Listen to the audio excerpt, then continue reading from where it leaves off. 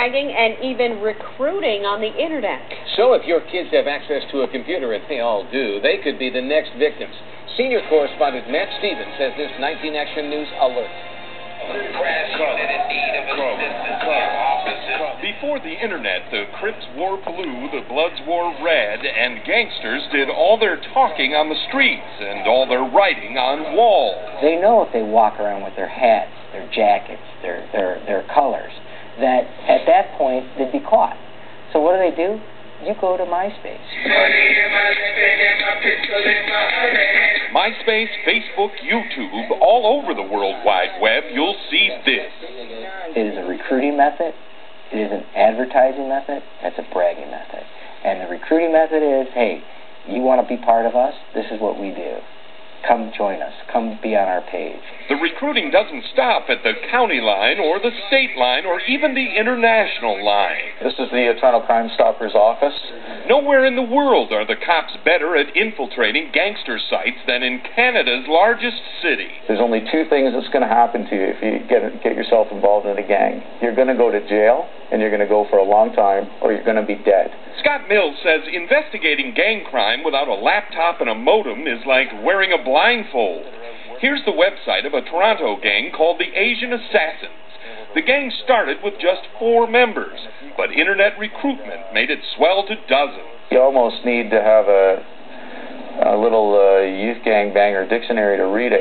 The good news is that most of these punks are doing time now after basically confessing to major crimes on MySpace. If they're smart, they wouldn't be in gangs anyways. Assistant Cuyahoga County Prosecutor Brendan Sheehan says gathering evidence on the internet is critical to gaining gangster convictions in the States as well. Cases across this country have used MySpace, these social networking sites, to get the weapon, to find the co-conspirators. Cleveland police and federal agents recently announced the indictments of more than 30 gangbangers from a group called the LA Gunners. Investigators would not discuss how much intelligence they had gathered on the Gunners through the internet, but it didn't take us long to figure it was plenty.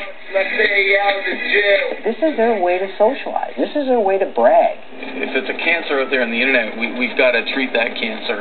Toronto police had no witnesses, no real evidence in a recent knife attack at a pool hall until they followed an internet trail after finding some screen names written on a wall there. We actually found a rap song that had been done by one of the guys that was involved in the stabbing, telling exactly who had stabbed the victim and why.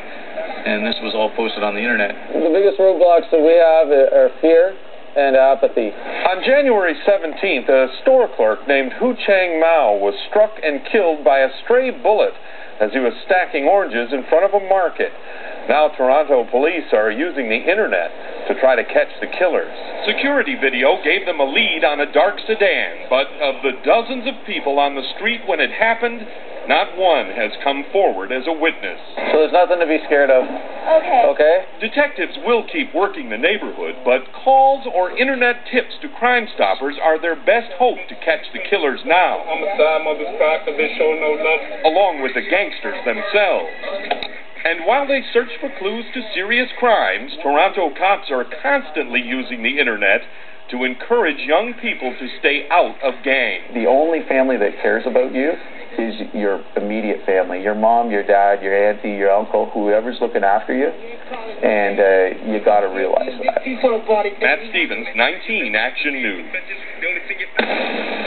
You know that sound. 19 Action News and the Cuyahoga County Sheriff's Department teaming up once again to help take back our streets. And joining me here in the Newsplex for another spin of the 19 Action News Wheel of Justice is Deputy Bob Dvorak. Thanks for coming in, Bob. Let's give it a spin and see who we're going after this week. Round and round and round it goes, and it looks like it's going to land on Michael Lewis. Michael is wanted for tampering with records, falsification, forgery, and forging ID cards. He's 6'1", 171 pounds, brown eyes, and black hair. If you know where Michael Lewis is hanging out, call the Cuyahoga County Sheriff's tip line. The number 216-443-6085. And remember, as always, there's a cash reward for any tip that leads to an arrest. Bob, thanks for coming in. Thank you very much. Good luck to you. Now tonight,